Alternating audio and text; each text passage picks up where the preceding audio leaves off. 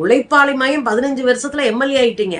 ஆனா முதலமைச்சர் மயம் 22, 23 வருஷம் கழிச்சுதான் எம்எல்ஏவே ஆகுறாரு. அப்ப புரியுதுங்களா உங்களுக்கு? நீங்க 20 வயசுல 35 வயசுல எம்எல்ஏ ஆயிட்டீங்க. 14 வயசுல இவர் 30 வயசு 35 வயசு வரைக்கும் சும்மா தெரிஞ்சுட்டு அப்புறம் எம்எல்ஏ ஆவாரு.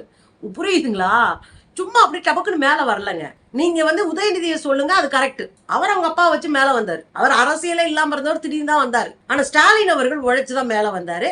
கோஷம் போட்டு கட்சியை கட்டி இளைஞர் அமைப்பை கட்டி மேல வந்தாரு. அதனால உங்களுக்கு முன்னாடி உங்களுக்கு பின்னாடி எம்எல்ஏ வரவர். அதனால முதலமைச்சர் மகன்ற சலுகையில அவர் டப்புன்னு மேல வந்துட்டாருலாம் சொல்ல முடியாது. சோ உங்களை பார்க்கும் போது அவர் முதலமைச்சர் மகன் ரொம்ப லேட்டா பதவி வந்திருக்காருன்னு அதை விடுங்க.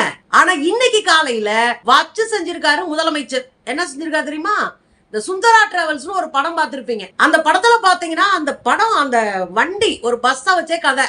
அந்த பஸ்ஸே ஒரு காய்லாங்கடையில போற அளவுக்கு இருக்கிற பஸ். அந்த வண்டியை எடுத்தாலே கும்பு கும்புன்னு புகை வரும்.